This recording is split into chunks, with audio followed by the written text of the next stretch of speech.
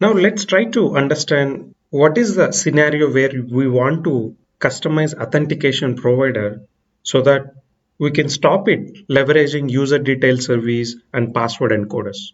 So think of a scenario where we have three applications.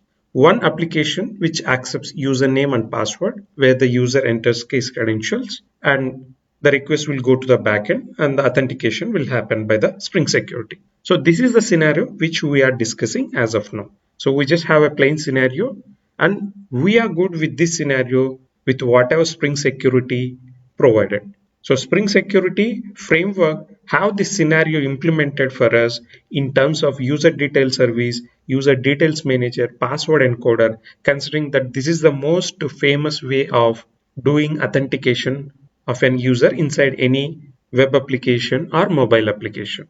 But think of a scenario where you have an application which will accept either fingerprint or face recognition or iris scanning to authenticate the user. And at the same time, we may also have some application where we want to authenticate the user using the OTP code that he receives to his email or mobile. So here, a single organization have a various scenarios. One is plain username and password, and other is using fingerprint or face recognition, and the third scenario is like using OTP code.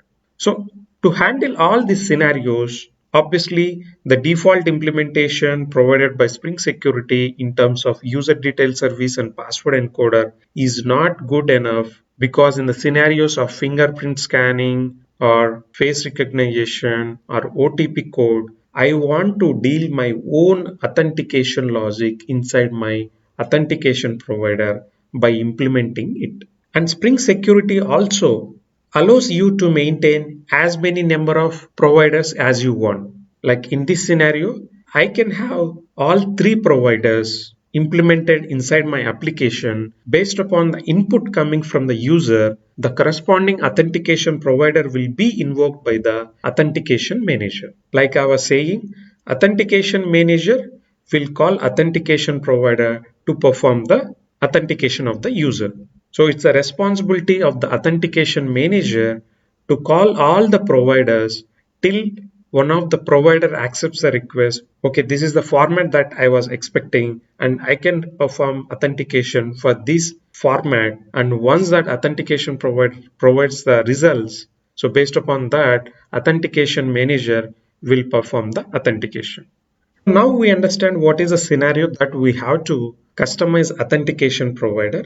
Let's try to look into the code of the authentication provider. What are the methods that we have to override, and also authentication manager interface also, and how it manages all these providers that we are configuring inside the framework. Thank you and see you in the next video. Bye.